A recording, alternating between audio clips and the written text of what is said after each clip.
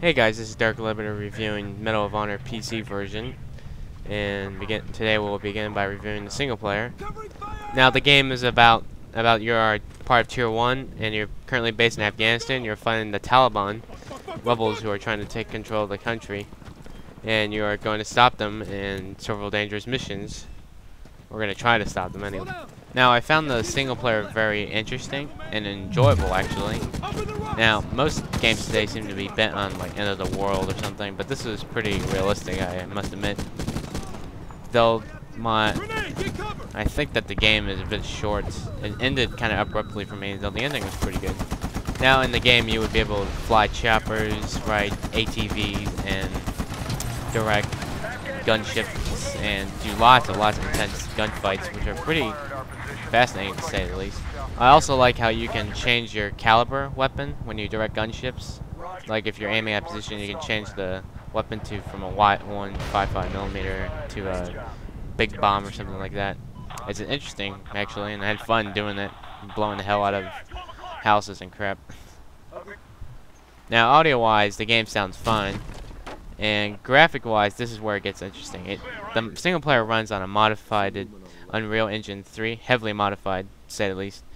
And the graphics look, well, they look not bad in some places, and though in other places they look pretty awful. Though I usually play not for graphics but gameplay. The graphics, like in some of the helicopter scenes, look pretty interesting and very beautiful. Wow, close-ups are not always good looking too.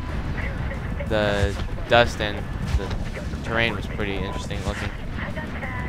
Now the frames per second was interesting because when I ran the game it never went above 62 frames per second, but it never went below it unless it was an intense explosion. So I was wondering if that was like an liability that I couldn't go above this certain amount of frames per second. Maybe it could, but I'm not sure. I have to ask around and see if anybody else has not experienced this yet. So the AI in the game is very, very good actually.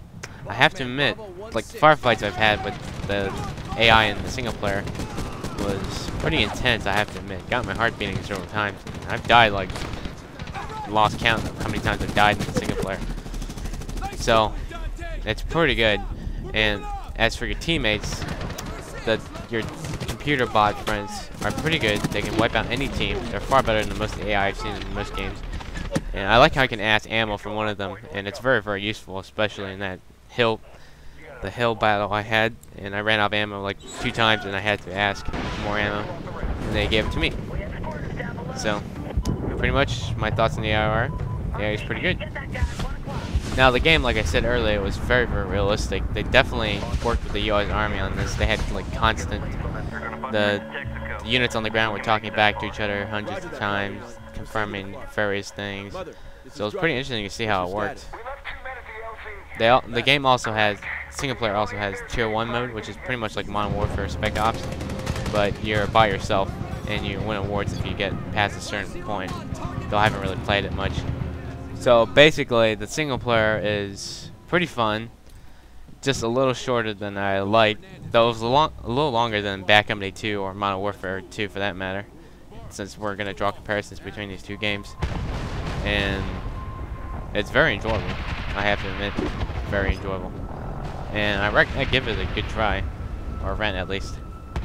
Now for the multiplayer, I bought the Tier 1 mode edition of Medal of Honor, and it came with a customized desert skin for the M60 and some other limited edition items that I don't know if I forgot. The Game 7 and then 2 shotguns. Now the multiplayer runs on Frostbite Engine 1.5. I think it's the old version because there's not much destruction in the multiplayer, I noticed. So it's a little obvious. And the game is obviously made by DICE. The similarities between lots of the guns are very, very obvious. But the gameplay is more like Call of Duty more than Battlefield Backcountry 2, if we're going to draw comparisons here. Like, you have kill streaks, which give you advantages like with cruise missile and an artillery strike or a rocket strike or a mortar strike. There's like all sorts of different streaks you get. But you don't get kill streaks. You can also get, it's actually point streak. Like you get points for giving out ammo or kill assist, capture the flag, or some other stuff. The game modes are basically identical copies of Battlefield Bad Company 2. Though there was this one mode where you had to assault 2 objectives within a certain amount of time instead of within a certain amount of health that your team has. Now they have like sector control, which is basically a conquest with a new name, and the maps are, I think they're a little too small, way too small for 24 players to blast each other to pieces. Like Kunar Base, I have big complaints about, which is just basically spawn camping and lots of noob tubing, which is very annoying. But you get this a lot in a lot of games, unfortunately. Now they added Punk Buster to the game. I'm not sure how effective that is, but I'm already seeing cheaters around, so not much comment on that. The servers, they have the same servers as back in the 2, just with 24 people instead of 32 people. And they have you have to rent it through these guaranteed partners, whatnot. Now you get all sorts of things like friends list, which you can add people and join them in game while they're in game in Medal of Honor. But the friends list is basically inside the game. And there's matchmaking, though I'm not sure how much well that works because it always throws me to a server with high ping. And so the gameplay itself, which is pretty fun, the kill streaks, well, point streaks actually, are not bad, I have to admit. You can choose offensive options, which drops mortar strikes, or defensive options, which gives your team ammo or flak vests or UAV to support your team and give you an automatic amount of points.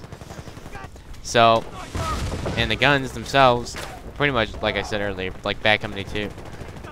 Though just recoil is kind of annoying. There's a little recoil in all the guns. And you have sniper one-shot kills, which I think, I'm not sure, I'm kind of conflicted on how that should work. Because some people say it's unrealistic not to have two-shot.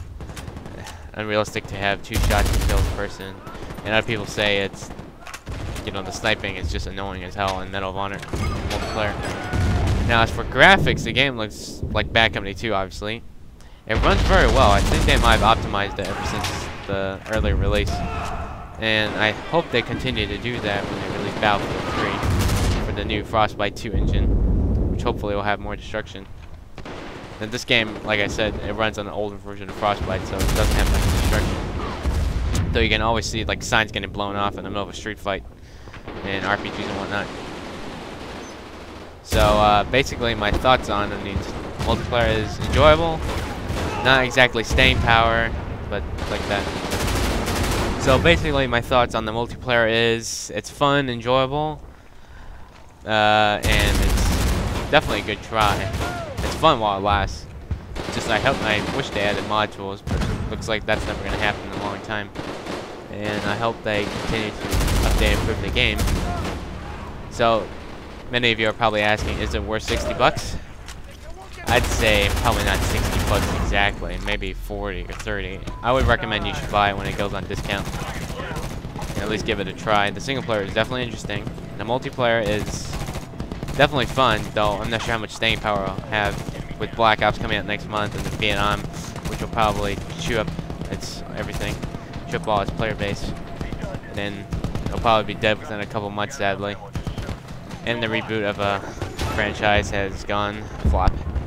So those are my thoughts on the game, and if you have any thoughts or comments on it, please comment below and debate, or if you like one of my positions on the game. So anyway, thank you very much for watching.